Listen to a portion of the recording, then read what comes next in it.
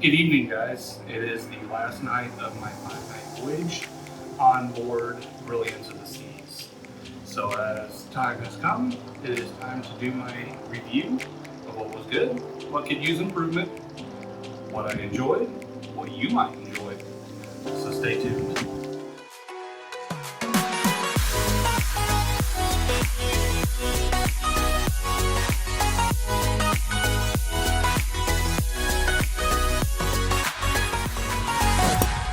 So when we got to port, everything went smoothly. A little backstory. Unfortunately, our flight to Tampa got canceled. We believe it was weather related, is what we were being told. So unfortunately, we ended up having to make a quick decision and drive from Kansas City, Missouri, all the way down to Tampa Bay, Florida, which took us about a little over 19 hours. So we came to the cruise kind of sleep deprived and in need of a little bit of sleep. That being said, that's going to foreshadow a few things later that I talk about that I think went really well on this cruise. So first I want to start off the embarkation process. As long as you have your paperwork in good order, you're going to be able to get on the ship pretty quickly.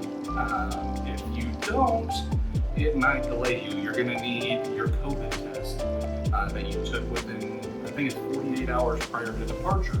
You're going to need your vaccine card if you're old enough. I believe if you're over 12 years old, you have to have your vaccination card with at least 2 vaccines. I personally have my third, so that wasn't a problem for us. And my son was vaccinated, so they did check his vaccination card. He did not have to take a COVID test at the port. He was able to do that just with the one before, so that helped speed things along. From that point, we went inside. We got into line where they took our picture for ship security purposes, and then we were checked onto the ship and essentially walked right on. It took us about 15 minutes from the parking lot all the way on board the ship, so that was very nice. Once we got on the ship, of course, it is a little bit older of a ship. I believe it was built in the early 2000s, if I stand correctly. That being said, there was a few things that I did notice. Around the pool areas, you do see a little bit of rust here and there. Nothing that's off-putting, but something that you may notice as you get on the ship. Also, just kind of looking through, it's a smaller ship. It's not one of the big monster ships that we see today. It's probably about 2,300 passengers. It's about 1,000 crew. On this voyage, we had about 2,000 passengers and about 900 crews. So definitely a little smaller than, like, let's say your Oasis class from the Royal Caribbean, which fits about 6,400 at double berths. So nice thing though, being a smaller ship, it is very easy to navigate. I think most of the main elevators go to the 11th deck, which of course is your pool deck. There you'll find your Windjammer Cafe in the aft, and in the forward you'll have some of the workout areas. So just kind of you can easily get to anywhere you need in the ship. Being a smaller ship, there's only 2 elevator areas. There's a forward elevator and a centrum elevator. So I am in, as you can probably see, the obstructive part of my balcony, that I am in the aft portion of the ship. Actually, it doesn't get much more further back than the room that I have, unless you are facing the actual back of the ship. So to get back here, it does take a little bit of walking, but with the buffet a couple decks above, it is something that I needed anyways. Kind of moving forward, the pools, like I said, there's only 2 on board. You have your main pool where everybody is. You have your solarium pool, which back there is for adults only, 16 years and older. And then you do have a little bit of a kid pool. It's about 2 feet deep, I believe. It's not very big. It's probably 10 foot in diameter, I would say.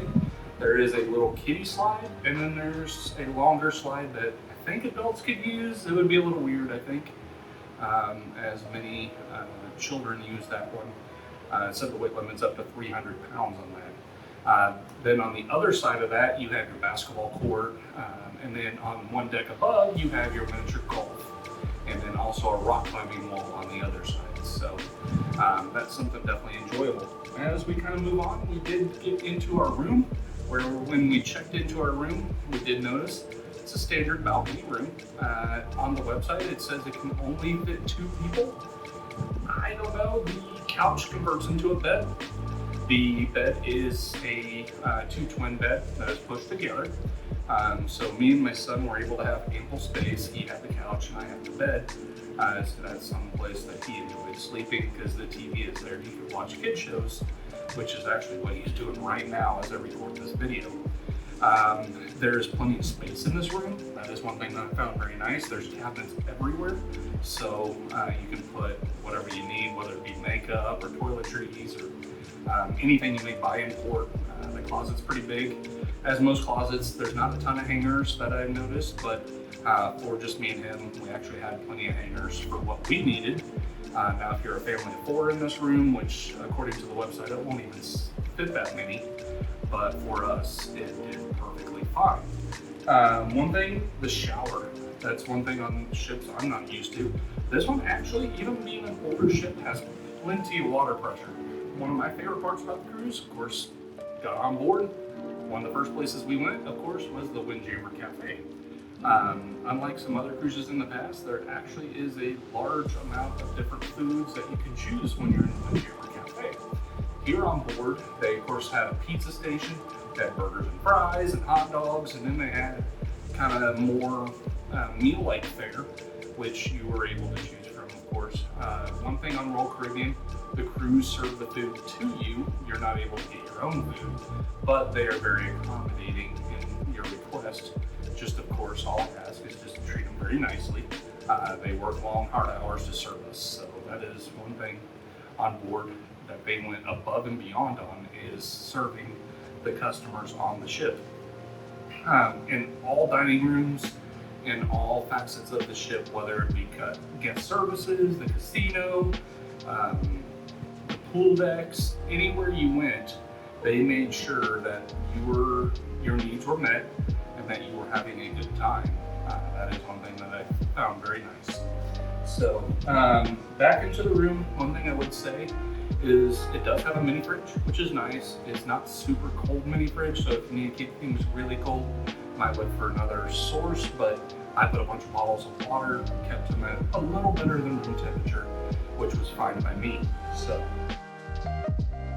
one thing, my obstructive balcony here has plenty of space from one side to the other. There's a lot of room back here. So the room itself is a normal sized room. The balcony is a little bigger because you have this, what I'm gonna call bulkhead, that is kind of in the way that you can't really see back around, but you can definitely see towards the forward of the ship. But in the main dining room, the first night, of course, I had jerk chicken, I meant jerk pork chop, which was very flavorful, had rice, had key lime pie for dessert. One thing that's nice on the kids menu, that you have a rather large kids menu, and the main waiter in the dining room, he went above and beyond for our table, and he got my son things that weren't even on the menu, such as peanut butter and jelly. Basically, the head server there, he was very able to kind of help us and get everything checked out. Kaden, would you have anything to say about the peanut butter and jellies? They're good. They're good? Okay. So another place that I found to eat on the ship, just in case you missed, let's say, the main dining, or you missed the buffet in the Windjammer, is Park Cafe, which is located inside the solarium. It is kind of just a little, cafe where you can go and get pizza or little sandwiches, desserts. They also have a nice drink station set up as well. That way you can get some juices, which is included in your fare. However, any premium drinks such as soda all the way up to alcohol, that is extra. There is different levels of drink packages that you can get. You can get just the unlimited soda package, which depends on when you buy it. I saw it as cheap as $6.99 per day per person, all the way up to the couple days before booking, which was $11.99 per day per person. The alcohol package kind of includes a lot more.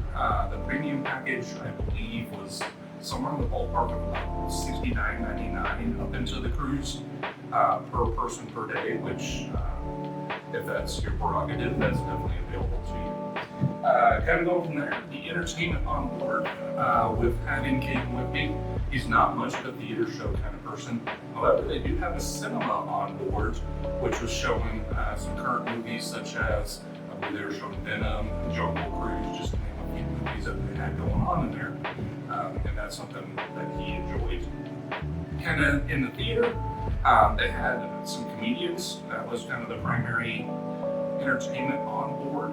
Didn't seem like there was a whole lot more outside of that. Unfortunately, I did not get the opportunity to partake in that entertainment, so unfortunately I'm not able to speak on that. The bands that played throughout the ship were all good from what I could tell. They had somebody in the Centrum that would cover some of your older, like, well, I would say older, but 80s rock. And there was also people on deck that would cover some pop songs and whatnot with a Caribbean flair. So the shopping on board, there's a small shopping area. It's not like some of your bigger ships where there's a whole shopping district, but there is a shopping area where you have a logo shop where you can buy all things Royal Caribbean essentially. Then there's also a watch store, some jewelry. Of course, they have an alcohol store where you can buy all sorts of different types of alcohol, and also some enormously large, like this big bottle stuff that is available. But there's one bottle that was about $99, and that was an option definitely there for you.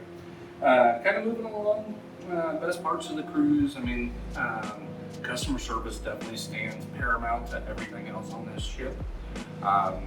Whether it be somebody just kind of mopping the deck all the way up to senior officers on board, everybody went out of their way to make sure the guest was having a good time and make sure that their needs were met. Did not have a single problem with anybody on board. The only time I had a few issues, I would say, would be the main dining room. The lines to get in, one thing I noticed is those without reservations were tended to a little quicker than those with reservations. There was 2 lines going into the dining room for the My Dining group. Those with reservations was about 4 times as long as without, and the without line kept moving, and the reservation line was kind of slow. So that's one thing that I would say probably needs some improvement. The second night I noticed wasn't as bad. Third night, fourth night, and then tonight it kind of was that way again. So I'm not for sure if that's something they're working out. I'm not 100% sure about that, but that's the only downfall. Once you get inside, the staff went above and beyond. Whether it be you want something abnormal, you want a drink, you want whatever. It was your option. Like tonight, I'm not gonna lie to you, I had 2 desserts. I had a tres leche cake, and then also I had creme brulee, which were both really good in my opinion. Boarding process, of course, that I mentioned at the beginning of the video, it went really smooth. Kind of almost probably one of the faster boarding processes that I've ever been a part of. There was a cruise I went on a couple months ago. So with this being my 13th cruise, my 5th on Royal Caribbean themselves, I would say they did a phenomenal job on the boarding process. I've had times when I boarded with cruise lines that you sit in like a waiting group and wait to board. Was not the case. It was check in, get on board, and you're good. So that was one thing that was very nice. Kind of going back to dining, everybody there was phenomenal, of course. The first night we were very sleep deprived.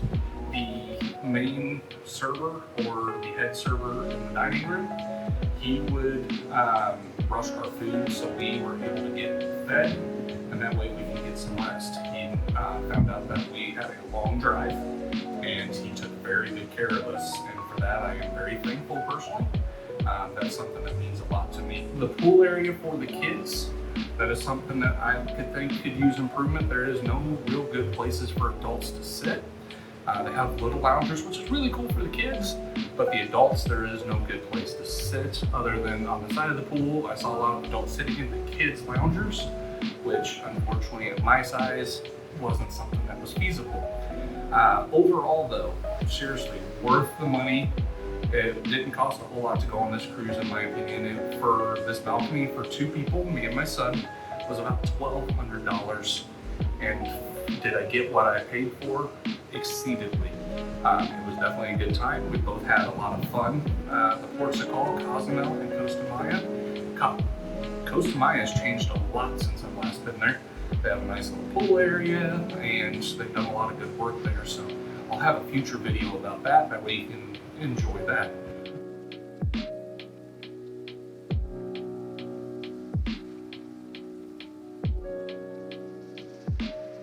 Caden, what are your overall thoughts of the cruise?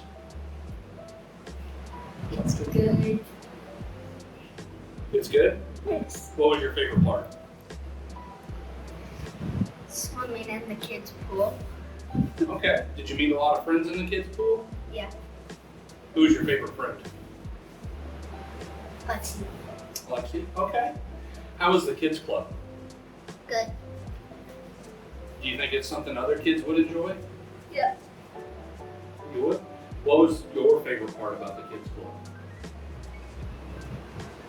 We got to play hockey with a ball and a pool noodle. Okay. With a pool noodle? Well, that sounds like fun. So, what was your favorite food on board?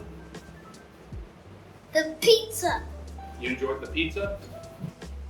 Yes. Okay. Well, is there anything else you want to tell my viewers? How about you tell everybody good night? Good night. Okay. But for now, I'm going to say goodnight from Brilliance of the Seas. And please, if you liked this video, please hit the like button. Also, it means a lot if you'd hit the subscribe button. It doesn't cost anything to show your support for my channel. I would love to take you guys on more future trips around the world. And as I like to say, in such a small world, travel's large. Good night.